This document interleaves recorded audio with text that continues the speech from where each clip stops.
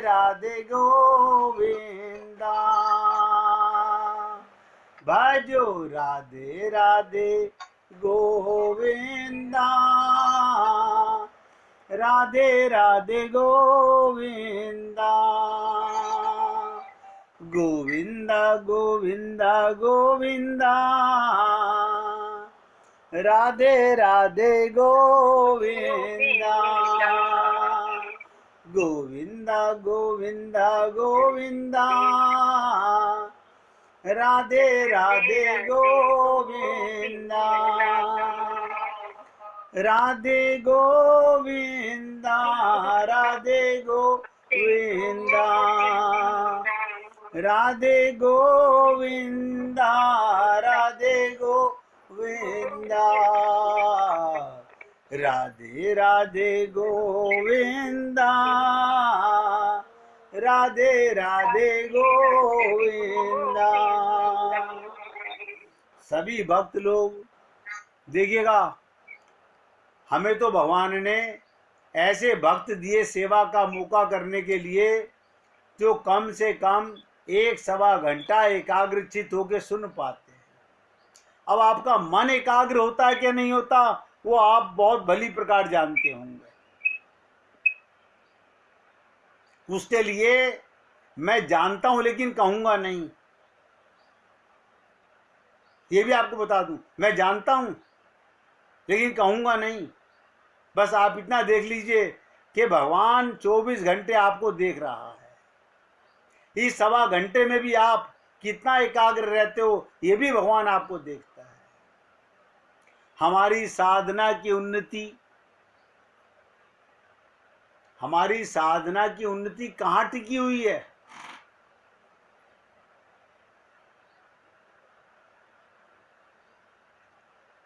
आपका मन जहां है वहीं आप हैं। बस आपकी उन्नति इस पर टिकी हुई है।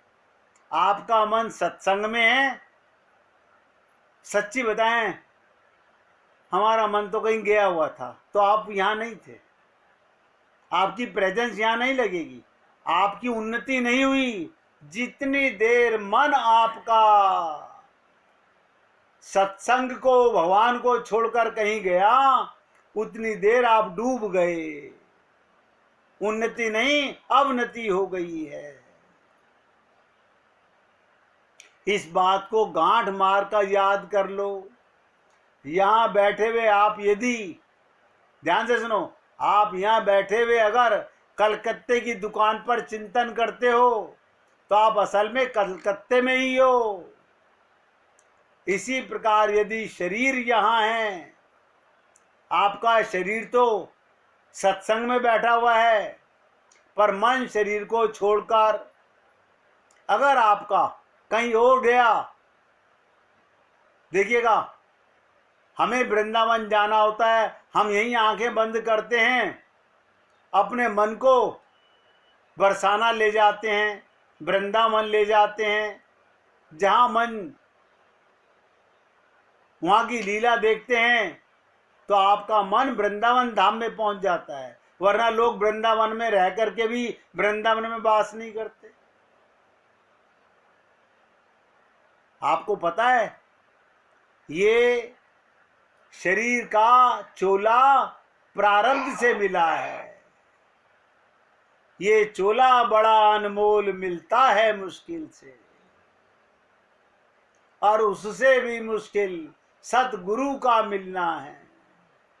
हम गाते हैं, हमको तो मिले दोनों, ये अवसर नहीं खोना है। प्रारब्ध पूरा होते ही शरीर गिर जाएगा, ट्रेन से उतरना पड़ेगा। आप सदा के लिए उसी लीला में सम्मिलित हो जाएंगे जहां आपका मन था। अंतिम समय, ट्रेन छोड़ते समय, शरीर छोड़ते समय, ये भगवान का अटूट सिद्धांत है। इसलिए आपसे बहुत गहरी बात बता रहा हूं।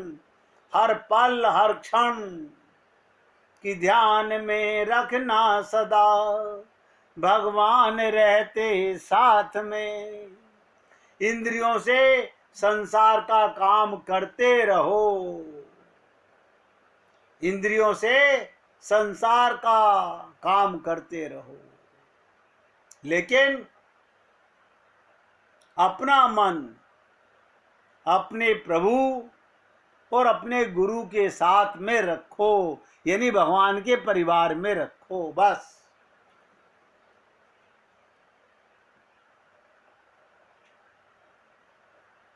आनंद की ओर आगे चलाई करते हैं। जो परम सत्य है, देखिएगा, जो परम सत्य है, जैसे अंधकार सूर्य का सामना कभी नहीं कर सकता, ऐसे ही काल जिसका स्पर्श नहीं कर सकता, जो परम पवित्र है, किसी प्रकार की मलिनता को अछूता है, जो परम ज्ञान में है, अज्ञान का लेश भी जिसमें नहीं, वो तत्व सत्यम शिवम सुंदरम है। चारों ओर फैला हुआ जीव के रूप में, जगत के रूप में वही प्रकट हो रहा है। मैं उसी में डूब उतर रहा हूं।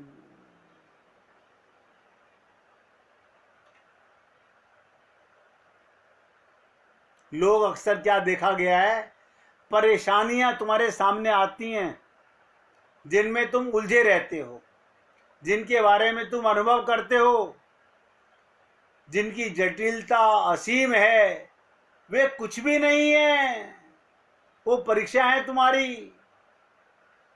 क्यों? कि तुम उस समय अपने को भूल जाते हो। जब परेशानी आती है तो हम क्या कहते हैं, आपको क्या पता हम कितने परेशान हैं। एक एक शब्द ध्यान दो, संसार में सबसे बड़ा दुखी कौन, सबसे बड़ा परेशान व्यक्ति कौन?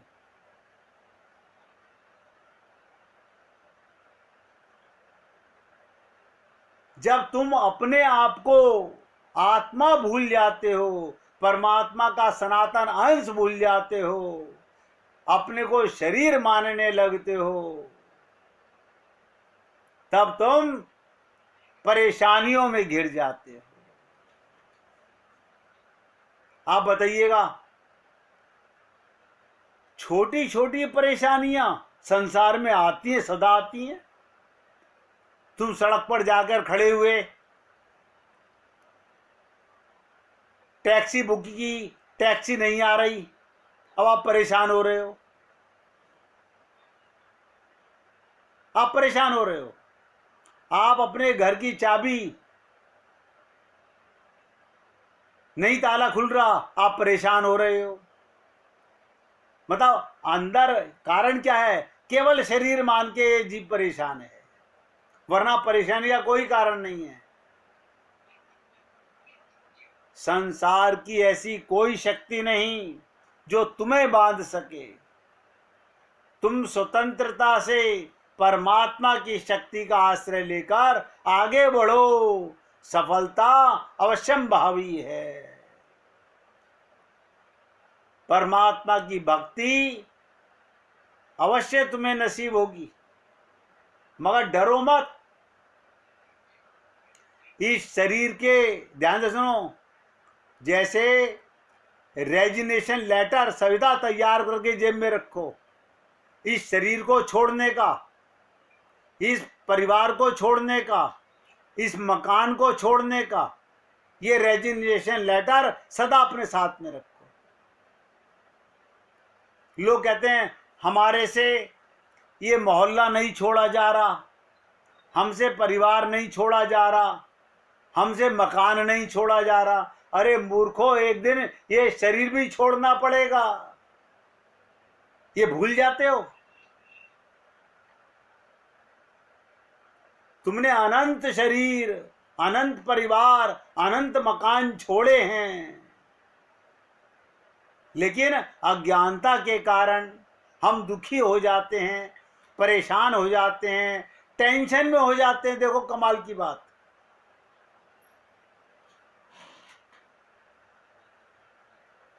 देखिएगा,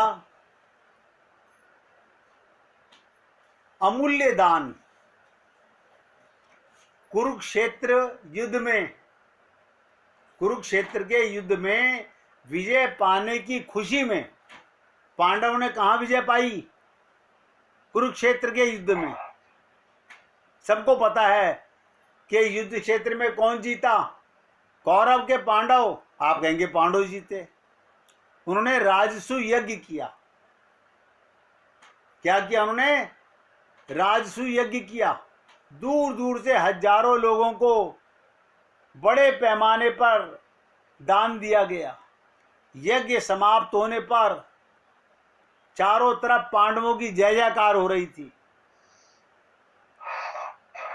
जब यज्ञ समाप्त हुआ, चारों तरफ पांडवों की जय जयकार हो रही थी।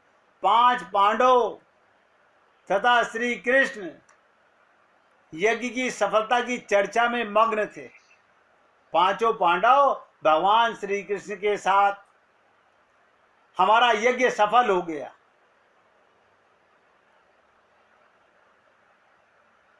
और पांडव इस बात से संतुष्ट थे, इस राजसू यज्ञ का फल उन्हें अवश्य प्राप्त होगा। आप और हम लोग भी पंडितों को घर बुला के, आज हमने हवन कराया, आज हमने जागरण कराया, आज हमने पूजन कराया,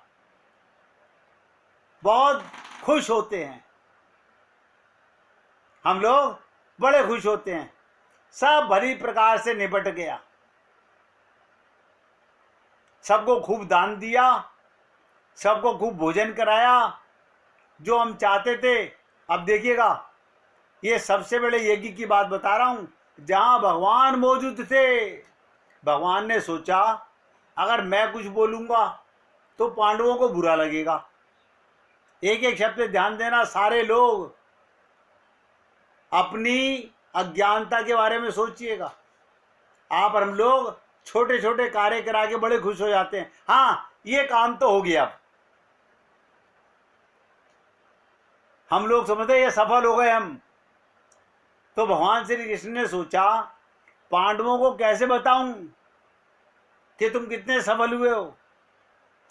तो भगवान ने लीला क्या की, तभी एक नेवला, एक शब्द ध्यान दो, तभी एक नेवला जिसका आधा शरीर सुनहरा और आधा भूरा था, यानी आधा सोने का बना हुआ था और आधा भूरा था, राजमहल के भंडार गृह से बाहर निकलाया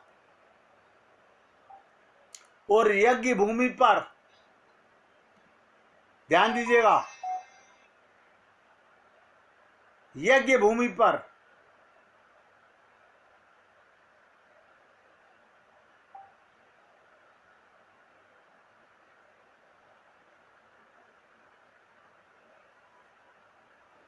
नेवला भंडार से बाहर निकल आया, यज्ञ भूमि पर लौटने लगा। जहां यज्ञ हुआ था वहां पर लौटने लगा। अब आप देखिएगा, फिर वापस भंडार गृह में चला गया। ये प्रक्रिया उसने 4-5 बार दोहराई। बार बार आए, यज्ञ भूमि में लौटे, अब फिर भंडारे में चला जाए। इस विलक्षण नेवले को, इसकी विचित्र हरकतें देखकर पांडवों को बड़ा आश्चर्य हुआ। पांडवों को बड़ा आश्चर्य हुआ। धर्मराज युधिष्ठिर पशु पक्षियों की भाषा जानते थे। उन्होंने नेवले से कहा, ये तुम क्या कर रहे हो? तुम्हें किस वस्तु की तलाश है? नेवले ने आदर भाव से युधिष्ठिर को प्रणाम किया और बोला, हे राजन, आपने जो महान यज्ञ संपन्न किया है उससे आपकी कीर्ति दशों दिशाओं में व्याप्त हो गई है। इस यज्ञ से आपको जिस पुण्य की प्राप्ति होगी उसका कोई अंत नहीं है। ध्यान से सुनो, मैं तो इस पुण्य के अनंत सागर में से पुण्य का एक छोटा सा कण अपने लिए ढूंढ रहा हूं। तुमने कितना दान किया है, मैं तो एक छोटा सा कण ढूंढ रहा हूं।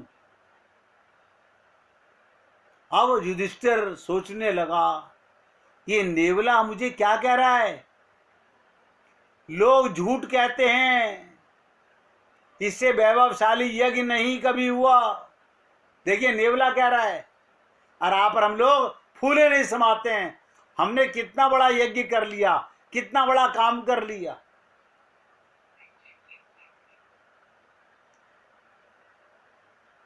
लोग झूठ बोल रहे हैं, आपके मुख पे तारीफ कर रहे हैं कि इससे बड़ा यज्ञ कभी नहीं हुआ, पर ये यज्ञ तो कुछ भी नहीं है। बताइए, नेवला कह रहा है पांडवों के राजा युधिष्ठिर को कि तो कुछ भी नहीं है, यज्ञ तो वो था। बोले कौन सा यज्ञ था? जहां लौटने से, जहां मैं लेटा, मेरा आधा शरीर सुनहरा और सोने का हो गया। युधिष्ठिर के उस यज्ञ के बारे में पूछने पर नेवले ने क्या कहा, सब सुनिएगा कान खोल के, और फिर सोचिएगा आप और हम लोग कितने प्रसन्न होते हैं अपनी क्रियाओं पर। हमने ये कर लिया, बहुत बड़ा कमाल कर लिया। तो नेवला बता रहा है, और भगवान श्री कृष्ण सामने आई विटनेस हैं, क्योंकि भगवान नेवले के मुख से कहलवा रहे हैं। बोले इनके सामने मैं बोलूंगा तो इनको दुख पहुंचेगा। एक बार भयानक अकाल पड़ा, नेवला बता रहा है, लोग भूख और प्यास के मारे प्राण त्यागने लगे। चारों ओर त्राही त्राही मची हुई थी। उस समय एक गांव में एक गरीब ब्राह्मण अपनी पत्नी, पुत्र और पुत्र वधू के साथ रहता था। कई दिन तक वो ब्राह्मण परिवार में किसी को खाने को अन्न नहीं मिला। एक दिन वो ब्राह्मण कहीं से थोड़ा सा सत्तू मांग कर लाया। क्या लाया? सत्तू मांग कर लाया, और उसमें जल मिलाकर उसके 4 गोल लड्डू जैसे बना लिए, सत्तू के लड्डू बना लिए। जैसे ही ब्राह्मण अपने परिवार सहित उस सत्तू के लड्डुओं को खाने लगा, उस समय एक अतिथि ब्राह्मण ने दरवाजे पर आकर कहा, मैं 6 दिनों से भूखा हूं, कृपया मेरी भूख शांत कीजिए। उस गरीब ब्राह्मण ने अतिथि को भगवान का रूप मानकर, पहले वाले ब्राह्मण ने अपने सारे हिस्से का सत्तू अतिथि को दे दिया, अपने हिस्से का लड्डू ब्राह्मण को दे दिया, भिखारी को दे दिया। मगर उसे खाने के बाद भी अतिथि की भूख नहीं मिटी। तब ब्राह्मणी ने अपने हिस्से का सत्तू का लड्डू भी उसे दे दिया, इससे भी उसका पेट नहीं भरा। फिर पुत्र वधू ने भी अपने हिस्से का सत्तू अतिथि को दे दिया। अतिथि ब्राह्मण उस सत्तू को खाकर तृप्त हो गया और उसी स्थान पर हाथ धोकर चला गया। नेवला बता रहा है, अतिथि हाथ धोकर चला गया। उस रात भी ब्राह्मण परिवार भूखा ही रह गया, और कई दिन की भूख उन चारों को प्राणांत हो गया। वो मर गए, उनके प्राण निकल गए, भूखे मर गए। क्या कह रहा है नेवला? जहां अतिथि ब्राह्मण ने हाथ धोए थे, वहां सत्तू के कुछ कण जमीन पर गिर पड़े थे, और नेवला कहता है मैं उन कणों पर लौटने लगा। जहां तक मेरा शरीर उन कणों का स्पर्श किया, मेरा शरीर सुनहरा हो गया। मैं समझ नहीं पा रहा था ये सब कैसे हुआ,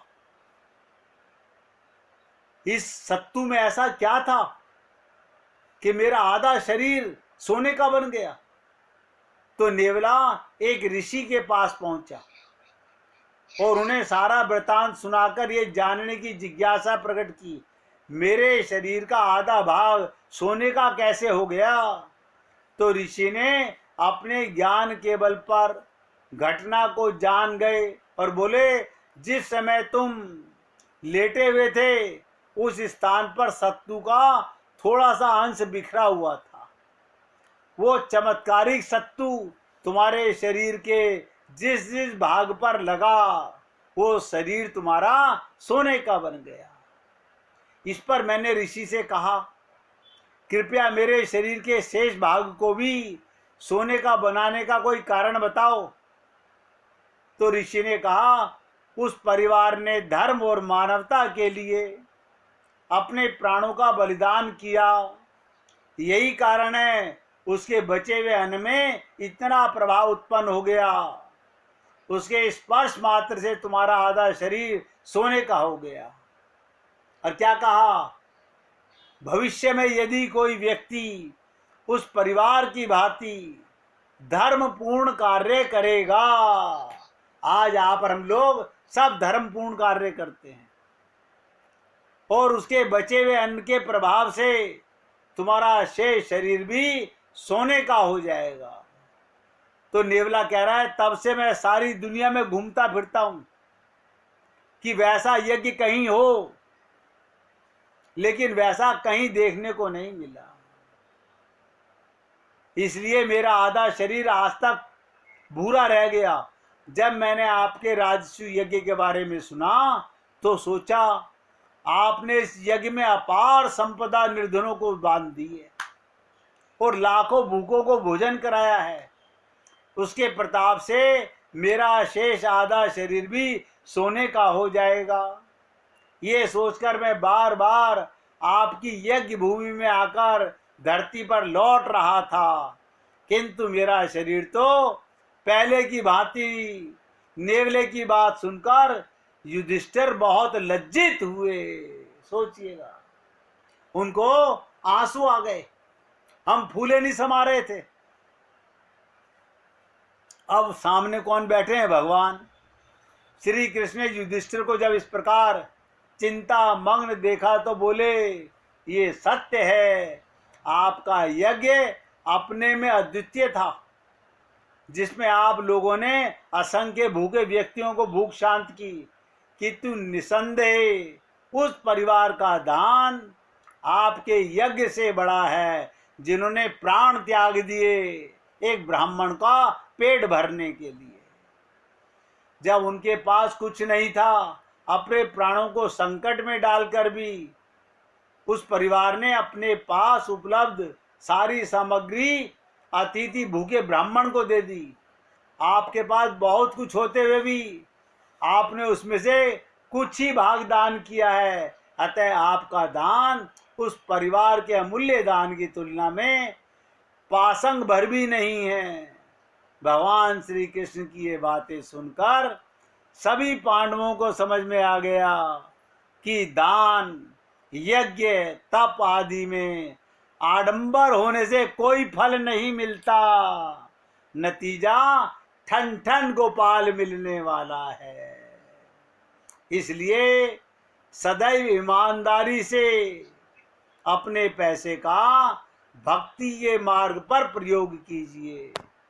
निवेदन करना मेरा कार्य है। ये कथा सुनाने का मूल ध्येय क्या था? आप और हम लोग बहुत धर्म के कार्य करते हैं, हम भूल जाते हैं वहां हमारी सोच क्या होती है, हमारा भाव क्या होता है। इसलिए सभी पुण्य आत्माओं से निवेदन करता हूं, अपना प्रत्येक सांस भगवान को अर्पित करते चलिए। अब भगवान का कीर्तन करेंगे, सब प्यार से गाएंगे। गोविंद गोविंद गोपाल भज मन गोविंदा, गोविंद गोविंद गोपाल भज मन गोविंदा, गोविंदा गोपाला,